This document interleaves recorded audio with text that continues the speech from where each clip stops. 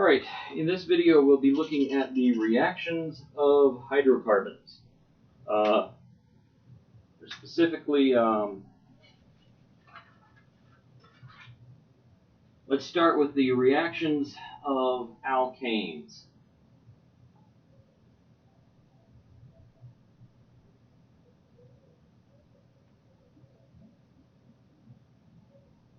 Now honestly, alkanes are kind of a boring class of molecules from a chemical reaction point of view because they don't go through very many different types of reactions. One type of reaction that they will go through, that they're most commonly used for, is a combustion reaction, which is something we've covered a little in previous lectures. And that's the reaction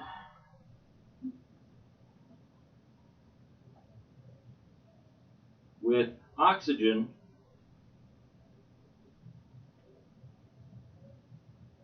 to form water and carbon dioxide. It's simply taking the alkane and burning it. Like you might burn natural gas or propane or gasoline, that we're taking the alkane, reacting it with oxygen, setting it on fire, and as a result of that reaction, we get water and carbon dioxide gas. It's not just alkanes that go through this type of reaction. Alkenes, alkynes, aromatic molecules can be flammable. Alcohols can be flammable. Several different classes of organic molecule will all burn. And we've already gone over a little about how to balance these reactions. But if we start with methane plus 2 oxygen yields carbon dioxide plus 2 H2O plus heat. That because we all know that when you burn natural gas, you get heat. It's an exothermic reaction, and so it releases heat as one of the products. If we take propane, for example, C3H8 plus 5O2 yields 3CO2 plus 4H2O plus heat, because it's also an exothermic reaction. If we take the alkyne acetylene, acetylene has the formula C2H2, and it has this molecular structure with the triple bond between the two carbons. If we take 2 acetylene plus 5 oxygen, we get 4 CO2 plus 2 H2O. And this acetylene-oxygen reaction is used in oxyacetylene welding to help cut metal using a high-temperature flame.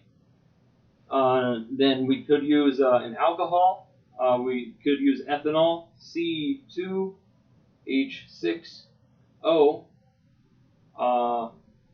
plus 6 oxygen produces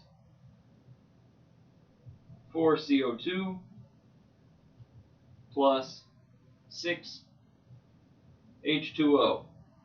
And so in this case, some of our oxygen is already present in the alcohol, and so we have to, it's a little different to balance this because we have to think about the oxygens in our fuel source, our ethanol, as well as the oxygens in the air that it reacts with. And so these are combustion reactions. They're fairly simple. We've gone over how to balance these in previous classes. so I won't spend too much time discussing combustion.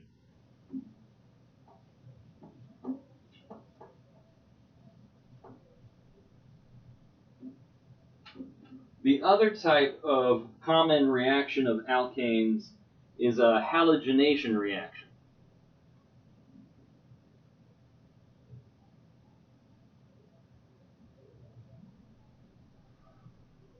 And so that's where we take a halogen, such as chlorine or bromine,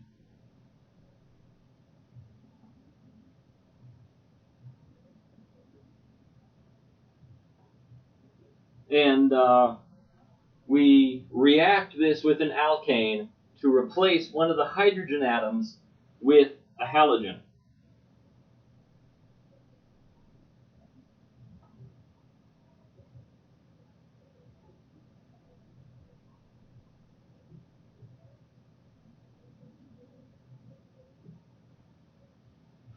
And so if we start with methane, and we react with chlorine,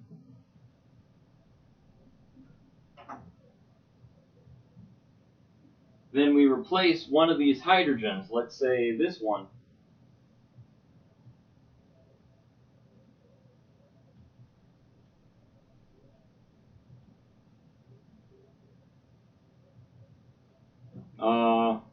with chlorine. And remember, this is Cl2. One of our chlorine atoms has now been attached to this methane, and that hydrogen will then attach to the other chlorine atom to form hydrochloric acid, HCl. We could do this with bromine. So let's use ethane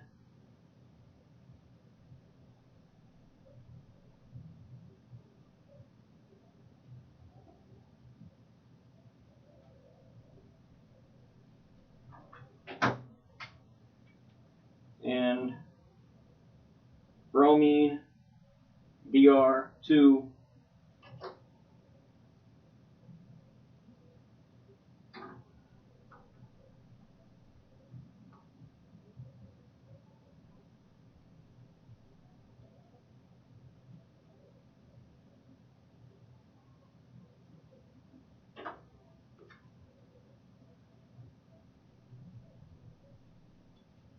and the other product will be hydrobromic acid,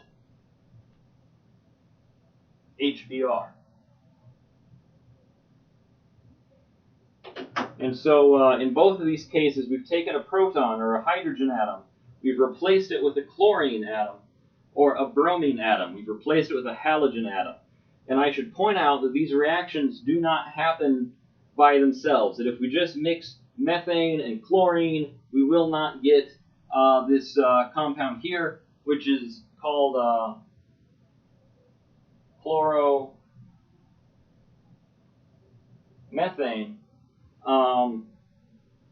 We won't get chloromethane just by mixing methane and chlorine. This requires that we take this mixture of chemicals and expose it to ultraviolet radiation. So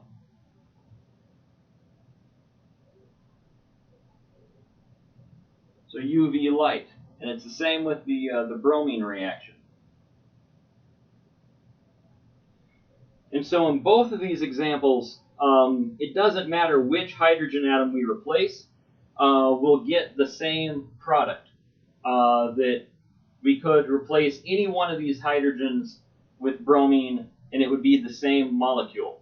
Also the same with chloromethane. We could replace any one of these 4 hydrogen atoms with chlorine, and it would still be chloromethane. But there are examples where we could get different compounds depending on which hydrogen atom we replace.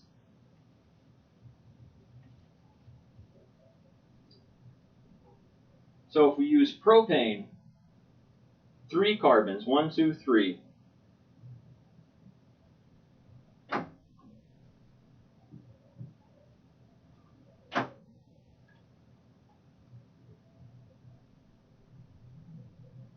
We take our propane, we expose it to chlorine gas and ultraviolet light, then we can get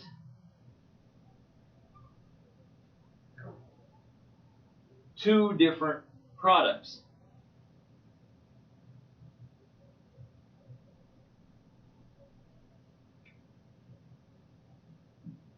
If the chlorine adds to either one of these carbons on the end, we'll get this first product.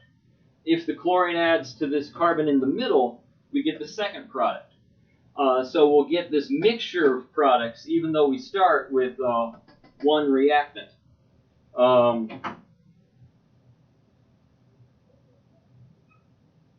It'd be the same if we use butane with 4 carbons, 1, 2, 3, 4, and bromine. Also exposed to ultraviolet light.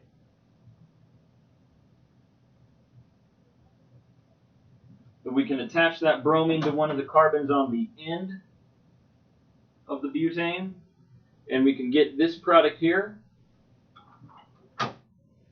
Or we can attach it to one of these 2 carbons in the middle,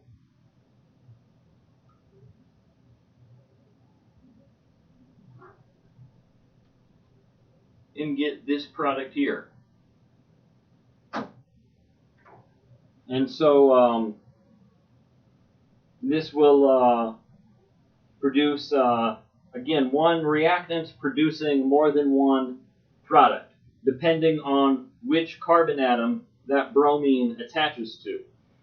We can also get more than one chlorine or more than one bromine attached to the molecule. And so we can make different alkyl halides depending on how many different halogens we add. So we can have methane with 0 halogens.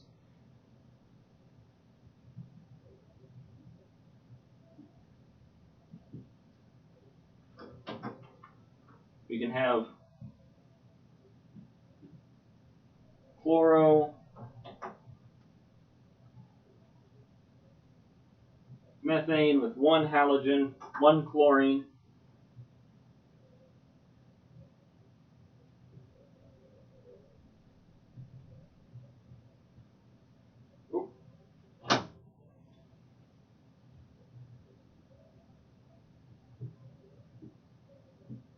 Dichloromethane with 2 chlorines.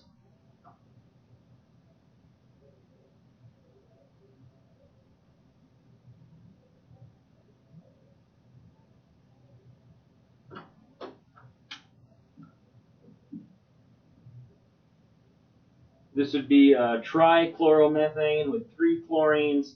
It's also called chloroform.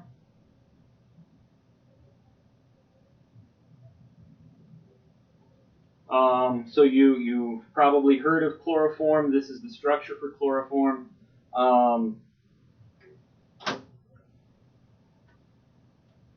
We also have carbon with 4 chlorines. And that would be carbon tetrachloride or tetrachloromethane. And so these chlorinated methanes are oftentimes used as organic solvents in the laboratory, especially dichloromethane, chloroform, and tetrachloromethane are carbon tetrachloride.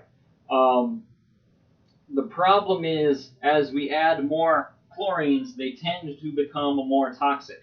The carbon tetrachloride is actually has a very specific toxicity to the liver, and in fact, when studying liver disease in rats and mice, the best way to start that liver disease in the animal is to inject them with a dose of the carbon tetrachloride, and that will cause damage specifically to the animal's liver, and you can study different medications to try to treat that liver damage.